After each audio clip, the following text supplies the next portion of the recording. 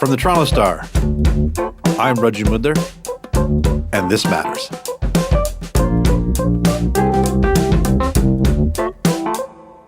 When looking at Ontario's COVID-19 numbers, for the first time in a long time, there's a lot of good news and positive indicators that point to even better days on the horizon.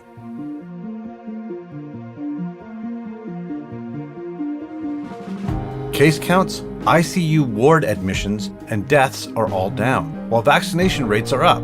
There is talk of reopening sooner than expected, and the hope that we can have a summer and fall that gets us closer to normal. That said, as this virus has taught us, there are still many reasons to remain vigilant, and there are signs that one variant of concern remains, well, very concerning. Ed Tubb is an assignment editor at The Star who's been focusing on COVID-19 data. He has been on the show multiple times to take us through the numbers and what trends they point to. Ed, welcome back to This Matters. Thank you so much for being here. Happy to be here again. Okay, Ed, just so people know where you're coming from, whenever we have you on, we like to start with a quick rundown of your methodology. What have you been doing throughout the pandemic and sort of keeping a second set of eyes on the numbers? Yeah, I'm kind of like the Star's sort of in-house data guy. So what I'm doing and what I've been doing since last March, so March 2020, is I've been keeping a very, very close eye on local trends across Ontario. So Ontario has 34 separate public health units, which cover every city in the province, every county in the province, and they all put out their own numbers. So what I've been doing is I've been compiling those numbers and basically comparing those numbers and data against what the province puts out daily so that we kind of get like a little double check, and also so that I can keep an eye on what's happening locally across the province, which I've been doing. And in the course of that, I've also been checking on a lot of the other data that the province puts out, which now, 16 months into this thing is really quite a lot, and it's very good. The province has got a lot better at putting out data, so it makes my job a lot easier. Let's talk about the numbers. I think, the one that everyone has been eyeing is the fact that case counts are getting smaller. I know you're going to take us, to point to the fact that it's a 7-day average. That's important, but this is a good sign, right? Can you tell us a little bit about positive indicators right now? Yeah. Well, they're almost all positive right now. Honestly, the Ontario data, at least at the highest level, is unambiguously good right now. The top line number of cases every day is now a little bit below 1,000 a day, which is still high, but it's the lowest we've seen since last fall. It's the lowest since November, and it's falling. It's falling very quickly. In fact, that number, the 7-day average, is falling faster than I've ever seen. So at the highest level of these numbers, in cases, in deaths, in hospitalizations, in serious illness, and intensive care, the numbers are about as good as they've been since this time last year. So kind of going into the summer of 2020, things were looking up, and we kind of, at that time, sort of had this sense that maybe we were done with it and we wouldn't even have a second wave. We were wrong, but the numbers were good, and we ended up having a summer that was relatively okay. We didn't have a ton of cases through July and August of last year, and it's looking like we're on track to get down to those kind of levels here this year as well, at least at the highest level of those numbers. So when you're looking at infection rates and deaths and hospitalizations and intensive care numbers, they are all trending in the right direction actually pretty quickly. There's a lag for the worst of those things. So intensive care cases are still quite high, but they're falling. So, things are on track to be pretty good. We're at 1,000 cases a day, and that's probably going to keep dropping for the foreseeable future. For the near-term future, we're going to see that still going down. And, that's as optimistic a take of those top-line numbers that you've heard from me this entire pandemic. Yes, it is. Now, that said, we're not really out of the woods, and we're going to have to be very clear about this because the variant that was first isolated in India, which is also known as B1617, or some people are calling it Delta, I think we're going to try and stick with the numbers for this conversation. There are some signs, and the Premier yesterday pointed that this could be becoming the dominant strain. So we're not exactly out of the woods yet. What does that mean, and what are the signs that are pointing to that? So we have a new variant. This variant, B1617, is the scariest variant we've seen so far in Ontario. And to explain why it's so scary, I think I'm going to take a step back and go back to February. So back in February, we had another variant show up in Ontario. This was B117, which was first isolated in the UK. And at that time, B117 showed up in Ontario, and it was much more transmissible than the virus that was floating around in Ontario at the time. And B117 is what led to wave 3 in Ontario. So we had this variant arrive from probably the UK or somewhere else that was connected to the UK. It showed up in Ontario. It was more transmissible than the virus that was sitting here declining at a rapid rate. And then it took over. So the old virus that was floating around disappeared. B117 took over, and it led to a very frightening wave 3 in Ontario. We then intervened and turned that around, partly through restrictions put in place by the second stay-at-home order and partly through increased vaccinations and all these other factors. And now B117 is itself falling rapidly in Ontario. So B117 took over, became 95% or around that level of cases in this province, and then we turned it around and we've successfully suppressed B117. The challenge right now is that the new variant, B1617, Delta, has shown up in Ontario, and it appears to be much more resilient against the kind of restrictions that the province has put in place than B117, which is itself quite transmissible and resilient. So the risk we're looking at is that as we successfully suppress the existing scary variant, B117, this other new scary variant may take over. And once it takes over, then its risk of spreading and growing and leading to rising case counts is higher than with B117. Now, that said, B1617 is not actually growing super fast in Ontario at the moment. It is beginning to take over, but that's mostly because B117 is falling very fast. So we're kind of in this situation where we have information that tells us that this new variant is here and that it's probably much more transmissible and that it is dangerous in other ways as well, and that it gives us a greater risk if we open up and aren't careful about it. But right now, it's not on track to be an incredible, explosive, exponential growth the way that we were looking at in February. In February, we predicted, and we're right, that B117 was going to take over and lead to wave 3. Right now, it's not quite the same situation, but there are red flags. Well, can you tell me a little bit about those? I mean, according to the article that you worked on with Kenyon, I mean, one of the issues is we aren't really testing for this yet? Or, like, how is that working? Yeah, we're not. It's all kind of reading the tea leaves right now. The technical issue is that Ontario does these screening tests for a specific gene, a specific piece of DNA found in these variants.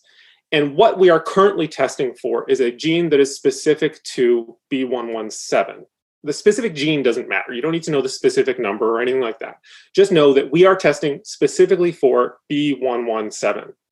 And what that test tells us is that 95% of the cases that were showing up in Ontario a couple weeks ago were B117. What's happened since then is that number started to fall. So the test is finding now only like 85% positive. And what that actually means is that something else is now filling that gap. So what used to be 5% of Ontario cases is growing. These are the negatives. What used to be 5% of these negatives on this test for B117 is now growing. It's going from 5% to 10% to 15% to as much as 25% of Ontario cases. And those negatives, we know, include this B1617 variant, because that variant does not have the gene that's present in B117. So because of that, we know that these negatives on this test include this highly transmissible variant, which is most likely behind this increase in these other cases. Now, that said, we're not actually testing for this variant. We don't know for sure, but there's no other real explanation for why this trend would be happening except that B1617 is here and growing quickly. And we do have some other data that we found it in specific but smaller numbers of tests. We have found it, so we know it is here. And the data tells us that it is starting to take over these rapidly declining case counts. Now, it doesn't mean it's growing very quickly itself, but it means it's becoming dominant. And, according to all the experts, basically this is one of those things where, the way out of this is vaccination, right? And ramping up second doses, right? Yes. In fact, it's even more important to do vaccinations with B1617. The studies that we have tell us that this variant is more transmissible. It spreads more easily, but it doesn't actually say that it causes much worse illness. That said, it appears to be more resilient against vaccination than B117. So studies from the UK tell us that if you are fully vaccinated, you have good protection against B1617. Not total, but good. But you have much worse protection if you only have the one dose compared to the existing variant. So that means that it's very important for Ontario to get those second doses out. So far, our strategy, which has been very effective, has been to focus on first doses. Because for the existing variants, the first dose gave good protection. And because it did, we've seen a turnaround in our wave 3, and things are getting better very, very quickly. With the new variant that's here in Ontario, it seems like those first doses are going to be slightly less effective, which means the second dose is extremely important to focus on through this summer. Because if it doesn't, then that means that risk is going to go up once cases start to turn around. We'll be right back.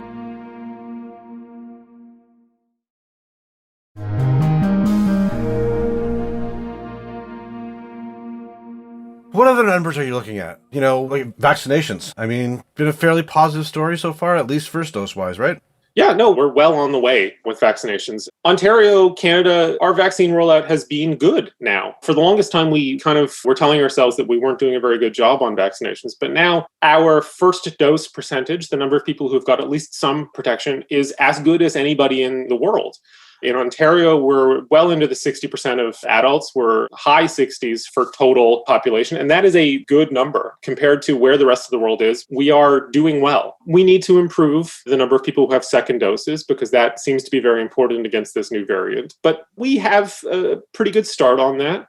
And we seem to have the supply to get it done. And for the most part, the population seems to be pretty willing to go get vaccinated. Ontario's modeling has been pretty accurate from your point of view. Is that still the case? And then what do you think about Ford's thresholds for reopening? And there's a lot of talk about mentioning opening things up earlier. What do you think about that? Yeah, the modeling is hard. It's really hard. So occasionally the modeling is going to miss slightly, but so far it's been pretty good. And the modeling we're looking at now says that case counts are going to continue to fall. And if we reopen, there will be a slight decrease in the rate at which case counts fall. That's important to keep in mind. Every time you reopen, risk will increase. So if you take a step to reopen, if you take a step to open patios, if you take a step to open schools, you need to do that with the understanding that that's probably going to lead to higher risk in some situations. And if you do that aware of the risk and you believe the benefits are higher, that's fine. Our modeling is showing that case counts will continue to fall through June and July, and that when we reopen, the decline will slow a little bit, but not reverse. The Ontario modeling does not show a sharp rise to a wave 4 yet. It may be later on when we have B1617 floating around that this modeling might change. But for now, it's not showing that. It's showing kind of like a slower decline, which is okay. That's not an apocalyptic prediction at all. It's kind of something we can manage. And the thresholds that the province has put out, they seem totally reasonable. One of the things that I think is the best part about those thresholds, so step 1 is 60% of adults with 1 dose and good trends in the other data. And step 2 is 70% of adults with 1 dose. And again, good trends in the data. Those are good thresholds. They are meaningful thresholds. Those levels of vaccination are quite high and will have a good effect on transmission. The thing that I am most encouraged about in those thresholds is that there's a built-in timer between them, meaning that if we get to step 1, once we're in step 1, there's a 21-day minimum where we're in step 1 before we can get to step 2. And frankly, we're probably going to hit those vaccination thresholds before that timer runs out. But it's a good thing to space out those changes because that gives us time to see if reopening is changing the underlying dynamics in the province. So if we go to step 1 and it turns out that that was way too early, 21 days is plenty of time for us to see that now show up in the data and understand, oh, we may have jumped the gun a little bit. So to have that slow timeline built into this reopening plan seems good. That is the kind of thing that experts have been arguing for a while. So it's encouraging to see the province taking that kind of step. One of the things I saw on your Twitter account, which is at EDTUBB, if people out there aren't following you, and they should, was that you just mentioned it recently, but the last quarter of the population being a little bit slow to get vaccinated in certain age groups. Is this something you're watching? Yeah, it is. We all know this, right? A lot of people are, for whatever reason, a little bit unsure about going to get vaccinated. In any kind of rollout for vaccinations, it's hard to get to 100%. Obviously, you want to get to 100%, right? But it's hard. And what we've seen in places like the US and the UK is that what starts is a really rapid vaccine rollout where you have ample supply and everyone who's going to get vaccinated goes and gets vaccinated. It starts out very well. You see a sharp line up in the percentage of people who get vaccinated. That starts to hit a wall at some point. In the UK and in the US, it's been around the high 60s. So when you look at their trends, they were much faster at getting vaccines out than we were through the first half of this year. But then they've hit that kind of wall. And what's left over after that wall is people who are vaccine hesitant for one reason or another, or maybe don't have good access or the time or anything like that. And so we've seen overseas that high 60s is about as high as it can get until you start to really have to do some really concerted effort and creative things to try and get the rest of those people to come out to get vaccinated. Ontario has not yet seen that slowdown yet, but we're getting close to those same levels of vaccination. And you kind of expect that we're going to have trouble with that last about third of people or a quarter of adults kind of thing. And I would anticipate that we're going to get there pretty soon. We're going to see vaccination levels for first doses sort of level off. And we're probably going to struggle with the remaining 25% of people to get them vaccinated, because those are people who are really quite hesitant to go get vaccinated for one reason or another. And we're going to need to try and find ways to encourage them or entice them to come out. The only incentive I needed to get vaccinated was getting that jab. I want to return to normal life. Although I've got to say, I've seen all these stories about people getting like free beers and other stuff. Wouldn't mind some freebies.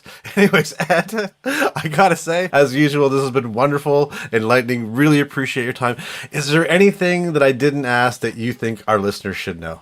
Yeah, I mean, like, things are looking up, right? Like, that's the takeaway right now. There are warning signs. There are things we need to worry about. But that's because it's a pandemic. You know, like, this is a virus that has shut down the world, right, for a year and more. And it's not just going to go away because things are looking up locally in Ontario. But right now, things are looking up locally in Ontario. And it's looking good for the summer here. And I don't know if that means things are going to be good in the fall, but we're going to keep watching it. And for now, things are looking good. We got to worry about this variant. We got to, keep an eye on it and make sure it's not going to kick our ass again. But in the meantime, things are looking up. On that note, Ed, I really want to thank you for your time. Thank you. Appreciate being here. Ed Tubb is an assignment editor at The Star who's been focusing on COVID-19 data. That's it for today. Thanks so much for joining us. This Matters is hosted and produced by me, Rajin Budler, Adrian Chung, and Saba Etisaz. Produced and mixed by Sean Pattenden, and our director of programming is JP Fozo. Our show theme music is by So Called, and our episode music is by Mike DeAngelis. We want to hear what stories matter to you. Please send us comments, questions, or ideas to thismatters@thestar.ca. Please consider supporting the journalism the Toronto Star newsroom does at thestar.com. And don't forget to subscribe to This Matters on Apple Podcasts, Spotify, or wherever you listen to your favorite podcasts. Let's talk soon.